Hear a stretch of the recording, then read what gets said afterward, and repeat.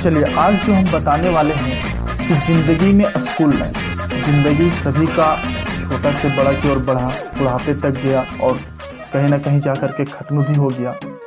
तो आज क्या किए हम, इस पूरी कहानी को, जो स्कूल लाइफ की जो कहानी थी, उस पूरी कहानी को हम इस डायरी में उतार दिए। ठीक है, अब ये बताते कि स्कूल लाइफ की कहानी किस टाइप की थी और इसे हम किस प्रकार से लिखे हैं। चलिए शुरू करते हैं। जिंदगी में स्कूल लाइफ की दुनिया और स्कूल टाइम का प्यार जीवन के किसी गोरे पन्नों के जैसा होता है और आज भी जब कोई स्कूल के दिनों को याद करता है तो उसकी दुनिया 180 डिग्री घूम जाती है। बड़े होने के जिद में छोटा होता हुआ बचपन थे, कभी नहीं जान पाया कि बड़ा होना कितना निष्ठुर हो सकता है।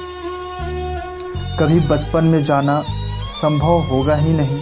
उस समय क्या नहीं था, बेफिक्र बचपन में बेफिक्र बातें, अंग्रेजी और गिनतियों में संगीत और कविताओं के रैम्स में भावनाएं और संवेदनाएं। जब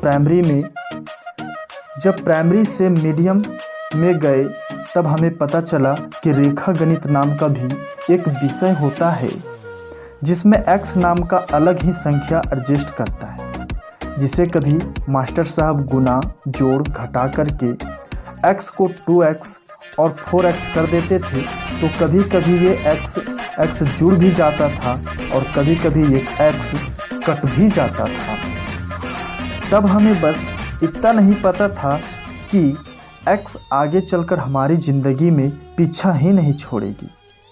भाई फिर हमने जाना कि ज्योमेट्री बॉक्स भी होता है जो देखने में बड़ा स्टाइलिश लगता है, लेकिन उसको खरीदने के लिए हमारे पापा के पैसे कम हो जाते थे। लेकिन हाँ, भाज्य, बिंदु, रेखा, त्रिभुज, चतुर्भुज किया ही तो पापा को एक दिन स्टाइलिश सा बॉक्स खरीदना ही पड़ा। ये जो बचपन में पेंटिंग और ड्राइंग वाला टैलेंट था, वो तो हर सब्जेक्ट की किताबों और कॉपियों के पन्नों पर भर जाता था। टैलेंट था मज़ेदार, लेकिन हमारे पापा को टैलेंट से कुछ खास लगाव नहीं था ही नहीं। उनको जब भी एक बढ़िया रीज़न मिलता तो बहुत प्यार से कुटाई करते और कहते कि इस इंग्लिश वाले पेपर पे इंग्लिश वाली मैडम का चेहरा क्यों बनाया है, ये लड़की का फ़ोटो क्यों बनाया है। अब शरारत चाहे जैसी भी हो, बट मोहब्बत भी बहुत करते थे पापा हमसे। खैर देखिए, टैलेंट क्या है, टैलेंट तो दरिया के जैसा रास्ता बना ही लेता है। तब क्या है कि ज़िंदगी एक्टिव से पैसिव हो रही है, चीज़ें डायरेक्ट से इनडायरेक्ट हो रही है। तभी अचानक एक दिन गुरुजी ने कहा कि पृथ्वी गोल है, लेकिन हमने नहीं माना, क्योंकि जहां हम पढ़ रहे थे वो चपटी थी। तब अगले दिन गुरुजी ने कहा कि पृथ्वी घूमती भी है। तब चीज़ें हद से ज़्यादा बढ़ गई, मैंने नहीं माना।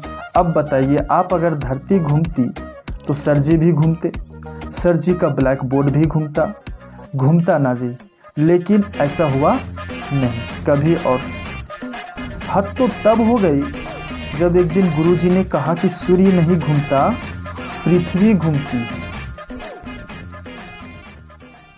और पृथ्वी के घूमने से ही दिन और रात होती है, सूर्य वहीं रहता है। तब हमने जाना कि थ्योरेटिकल लाइफ से कहीं ज़्यादा मुश्किल है प्रैक्टिकल लाइफ।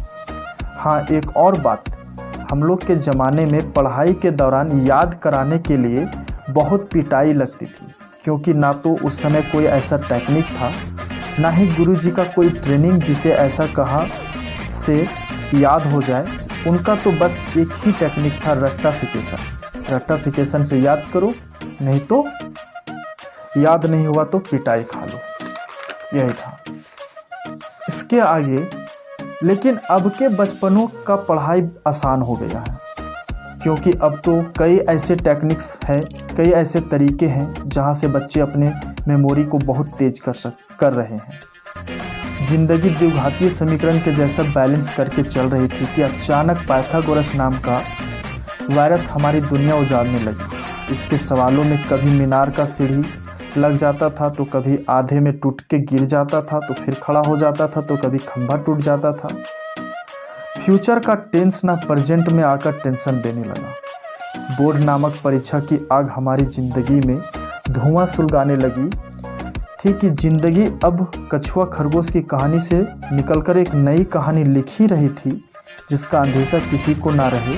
कहते हैं ना कि टीन एजर में टीन गोल्ड की तरह होता है, चाहे तो आप सोकर बिता लो या फिर सोना बना लो।